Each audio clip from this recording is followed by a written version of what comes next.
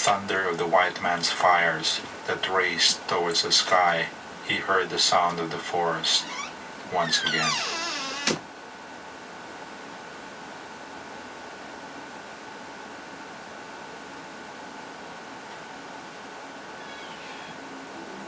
The ending of my grandfather's story continues to elude me, and the question of whether he ever returned home still remains. Traces of his whereabouts disappear soon after the closing of the fair that December.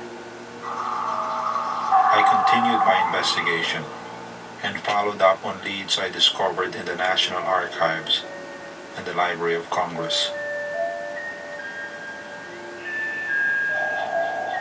I found a story about a mysterious accident that occurred shortly before the closing of the fair.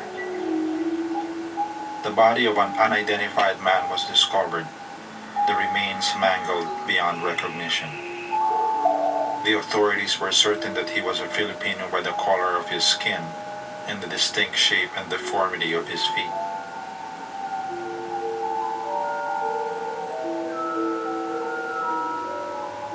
One night, a man climbed to the top of the giant Ferris wheel.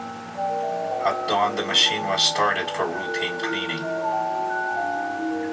The wheel began to move, and the startled man scrambled against the downward movement of the wheel.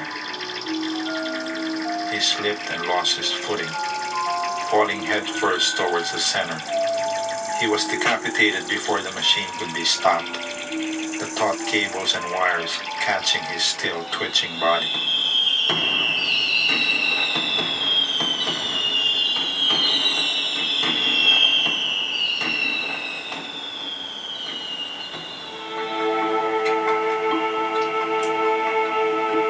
My investigation opened up other leads. It was possible that Marcod never returned home, that he joined other Igorots who were placed on display in other fairs and expositions around the country.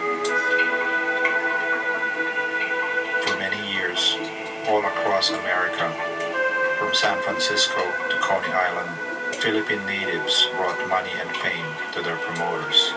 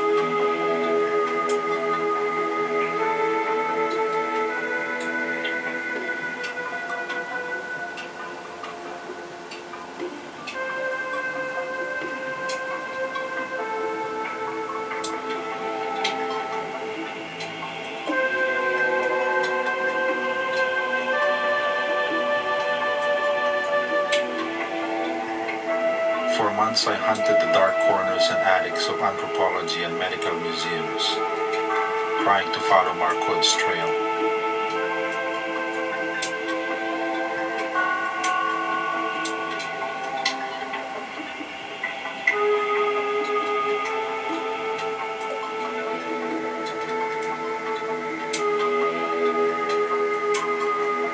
My research indicated that by the spring of 1905, months after the World's Fair ended, 3 Igorot bodies were still interred in a private St. Louis morgue. The bodies were embalmed and placed in caskets, pending final decision by the federal government. I discovered that the Smithsonian collection included 3 Igorot brains from the Philippine reservation. The brains had been removed for delivery immediately after their deaths.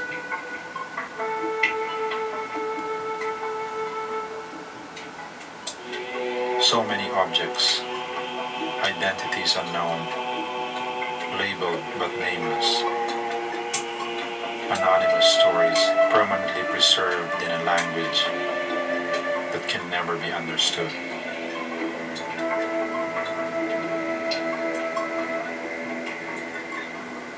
I am still not sure of my grandfather's whereabouts. Perhaps his brain lies hidden in a museum somewhere, tucked away on some musty shelf, waiting all these years to be discovered.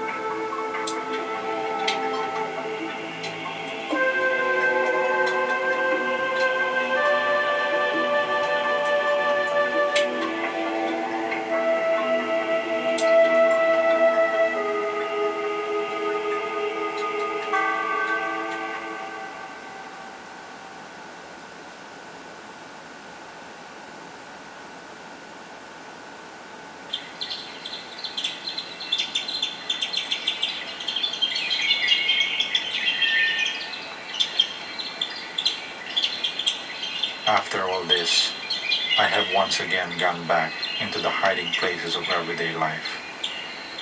This story has ended, but my search has just begun. If I don't find Mark Hood, perhaps my children or my children's children will.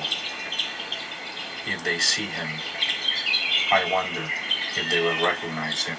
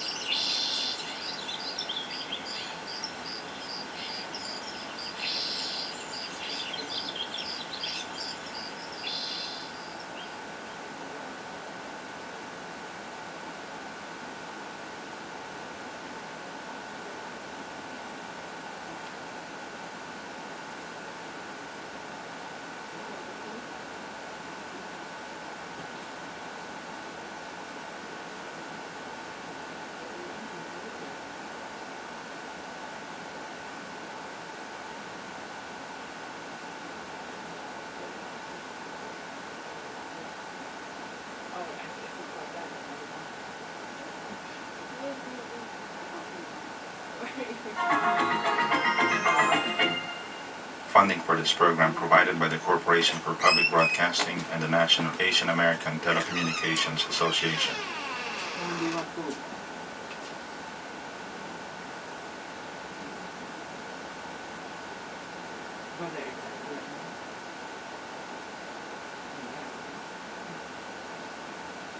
Can you answer my questions?